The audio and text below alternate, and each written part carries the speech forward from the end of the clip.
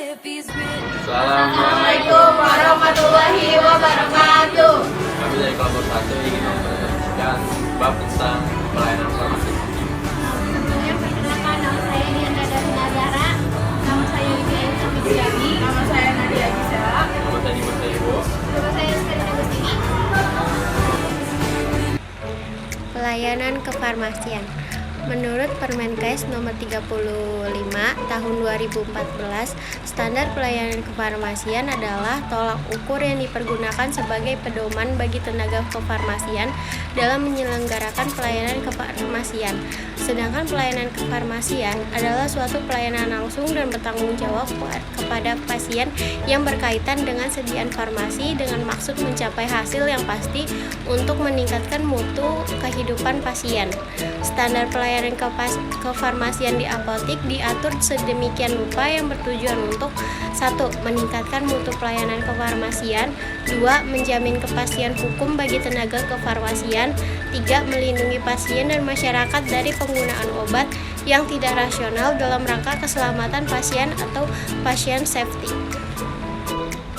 Kemudian, ruang lingkup pelayanan kefarmasian di apotik meliputi 2 kegiatan, yaitu kegiatan yang bersifat material berupa pengelolaan sediaan farmasi, alat kesehatan, dan bahan medis habis pakai, serta pelayanan farmasi klinis. Kegiatan tersebut harus didukung oleh sumber daya manusia, sarana, dan prasarana yang memadai. Pelayanan resep. Menurut Permenkes nomor 35 tahun 2014 tentang standar pelayanan kefarmasian resep adalah permintaan tertulis dari dokter atau dokter gigi pada apotek, baik dalam bentuk kertas maupun elektronik, untuk menyediakan dan menyerahkan obat bagi pasien sesuai peraturan yang berlaku. Kertas yang digunakan untuk menulis resep adalah kertas putih dengan duplikat berwarna. Komponen salinan resep. Salinan resep diberikan kepada pasien jika jumlah obat dalam resep belum diambil seluruhnya, atau ada tanda iter dari dokter yang berarti resep tersebut dapat diulang, sehingga pasien dapat menebusnya kembali. Pada salinan resep, tulisan jumlah iter dituliskan sama dengan tulisan jumlah iter pada resep aslinya. Tulisan jumlah detur dituliskan sesuai jumlah berapa kali obat itu telah diberikan atau ditebus. Untuk golongan narkotika, salinan resep hanya boleh ditebus atau diambil kembali di apotik semula. Apotik yang membuat salinan resep tersebut. Pada salinan resep tertulis 1. Nama apotek yang membuat salinan resep, 2. Alamat dan nomor telepon apotek, 3. Nama apoteker penanggung jawab, 4. Nomor surat izin pengelola apotek, 5. Tulisan salinan resep, 6. Kota dan tanggal salinan resep, 8. Status penebus resep atau detur dan iter, 7. Salinan obat, 9. Nama pasien, 10. Umur pasien, 11. Nomor resep asli, 12. Tanggal obat diserahkan pada resep asli, 13. Tanda PCC, yaitu Procopy Confirm. Kemasan obat. Kemasan obat jika dilihat dari fungsinya ada 2 macam, yaitu kemasan primer atau kemasan dalam, dan kemasan sekunder atau kemasan luar. Kemasan primer adalah wadah atau kemasan yang berhubungan kontak langsung dengan obat yang dikemas. Contohnya antara lain kertas perkamen, tangan kapsul, botol sirup, emulsi, suspensi, dan tub. Kemasan sekunder adalah wadah atau kemasan yang membungkus kemasan primer. Contohnya antara lain klip plastik untuk mewadahi kapsul dan puyer, dus untuk botol sirup, emulsi, suspensi, dan tub. Kemasan obat racikan. Bentuk kemasan untuk obat-obat ini adalah sebagai berikut. Serbuk terbagi. Obat berbentuk serbuk terbagi yang telah siap diracik, dibungkus kertas perkamen atau dimasukkan ke dalam cangkang kapsul sesuai jumlah bungkus atau kapsul yang diminta dalam resep. Sirup. Obat berbentuk sirup dimasukkan dalam botol dengan ukuran yang sesuai dengan volume yang diminta dalam resep. Obat tetes. Obat tetes dikemas dalam botol tetes dengan ukuran sesuai dalam resep. 4. Bedak tabur dikemas dalam dus bedak. 5. Salep atau krim dikemas dalam pot salep atau krim dengan ukuran yang sesuai. Lalu ada kemasan obat jadi 1. Obat jadi berbentuk tablet atau kapsul yang telah dikemas dalam strip dimasukkan ke dalam plastik klip dengan ukuran sesuai. 2. Obat jadi berbentuk tablet, kapsul atau pil yang dikemas dalam botol diambil sejumlah sesuai yang diminta dalam resep dan dimasukkan dalam plastik klip atau pot obat.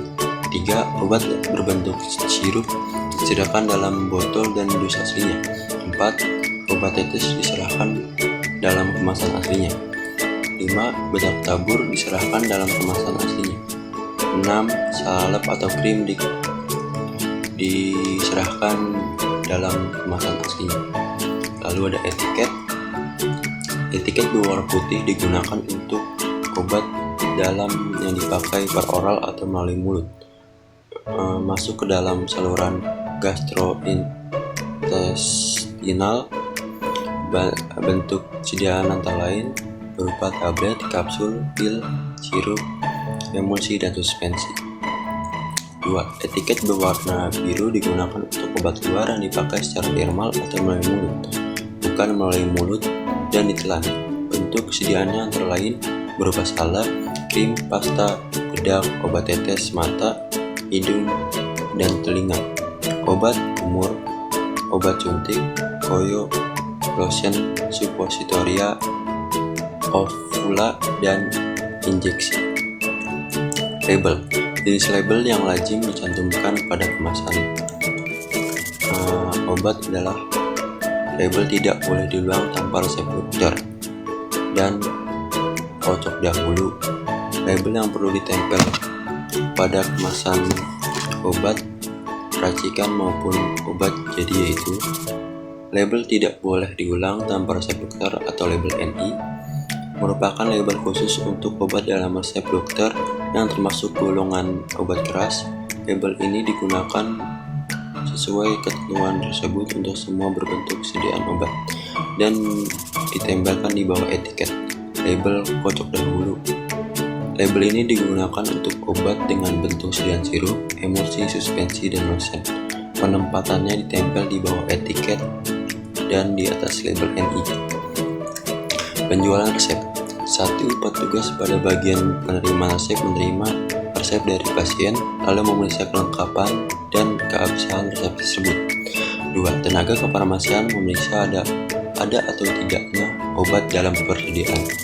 Jika obat yang dibutuhkan tersedia, selanjutnya dilakukan perhitungan jumlah obat yang diminta dalam resep dan pemberian harga, kemudian memberitahukan kepada pasien. 3. Setelah pasien setuju, segera dilakukan pembayaran atas obat pada bagian kasir dan pasien diberi nomor urut antrian. 4. Jika hanya diambil sebagian, petugas membuat salinan resep untuk pengambilan sisanya. Bagi pasien yang memerlukan kwitansi dapat pula dibuatkan kwitansi. 5. Resep asli diserahkan pada bagian peracikan atau penyiapan obat. Petugas pada bagian peracikan akan meracik atau menyiapkan obat sesuai dengan resep. 6.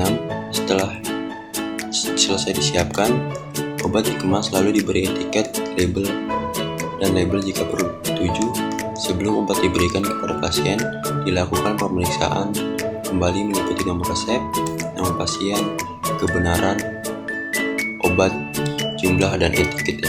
Selain itu juga dilakukan pemeriksaan salinan resep sesuai resep aslinya, serta kebenaran kwitansi. Lalu 8. Obat diserahkan kepada pasien dengan memanggil nama pasien dan nomor urut antrian. Kemudian pasien diberi informasi tentang cara pemakaian dan informasi lain yang diperlukan. 9. Alamat dan nomor telepon pasien dicatat. 10. Petugas mengucapkan terima kasih, salam, dan doa kesembuhan. Kemudian yaitu komponen resep. Komponen resep berisikan yaitu nama dokter, nomor izin praktek dokter, ketiga alamat dan nomor telepon praktek dokter, keempat kota tempat resep ditulis, kelima tanggal waktu resep ditulis, keenam nama resep, ketujuh tanda resep atau resit, ke-8 nama obat, ke-9 jumlah obat, ke-10 permintaan pembuatan obat, ke-11 signa atau keterangan cara dan dosis pakai, ke-12 nama pasien, ke-13 umur pasien, ke-14 yaitu alamat pasien, ke-15 yaitu para dokter yang bersangkutan. Kemudian pelayanan non-resep. Pengelolaan resep yaitu resep yang telah ditebus oleh pasien harus dikelola dengan baik oleh apotek, yaitu 1. Disimpan dan dibandel per bulan sesuai urutan tanggal resep diterima. Kedua, untuk resep obat narkotik, psikotropik, dan prekursor, resep yang diberi garis merah untuk narkotik dan warna lain untuk psikotropik dan prekursor. Kemudian masing-masing disimpan dan dibandel secara terpisah per bulan sesuai dengan urutan tanggal resep diterima. Ketiga, dijaga kerahasiaannya. Keempat, dimusnahkan setelah penyimpanan 5 tahun dengan cara ditimbang dan dicatat beratnya. Dimusnahkan dan dilaporkan pemusnahan ke Balai Pengawasan Obat dan Makanan atau Balai POM setempat. Kemudian SOP pemusnahan. Pemusnahan resep dilakukan dengan melaksanakan langkah-langkah sebagai berikut. 1. Pengumpulan resep yang akan dimusnahkan yang telah disimpan selama 5 tahun dan ditimbang. Kedua, mengumpulkan pemberitahuan kepada Kepala Kantor Dinas Kesehatan setempat bahwa akan dilakukan pemusnahan resep seberat yang telah ditimbang. Ketiga, melakukan pemusnahan resep dengan cara membakarnya. Keempat, melaporkan pelaksanaan pemusnahan kepada Kepala Kantor Dinas Kesehatan setempat. Kemudian, pelayanan swamedika, pengobatan sendiri. Standar prosedur operasional untuk swamedika atau pengobatan sendiri yaitu 1. Petugas melakukan persiapan pengetahuan tentang obat. Kedua, melaksanakan swamedika dengan A. Menanyakan identitas pasien. Kedua, B. Menanyakan keluhan yang dirasa oleh pasien. C. Menanyakan durasi keluhan yang dirasa oleh pasien. D. Menanyakan bentuk sediaan yang diinginkan oleh pasien. E. Memilih obat bebas terbatas, atau obat keras yang boleh diserahkan tanpa resep dokter sesuai ketentuan. F. Menjelaskan khasiat obat, cara pakai, dan cara pemakaian. DOA dan obat tradisional. Daftar obat wajib apotek atau DOA, jenis penyakit yang terdapat dalam UA antara lain gangguan saluran pencernaan, mulut, serta tenggorokan. Penyakit saluran napas, penyakit yang mempengaruhi sistem neuronkular, antiparasit, dan obat topikal untuk penyakit kulit. Kewajiban apotek dalam melayani obat wajib apotek atau OA. 1. Melakukan panggilan informasi tentang kelulusan selengkap mungkin sesuai prosedur yang berlaku. 2. Memenuhi ketentuan yang berlaku dan batas jumlah untuk setiap jenis obat para pasien sesuai tercantum dalam daftar OA 1 dan OA 2. 3. Melakukan pelayanan purna jual dengan membuat catatan medis sederhana dari identitas pasien dan riwayat keluhannya serta obat yang diserahkan meliputi jenis dan jumlahnya.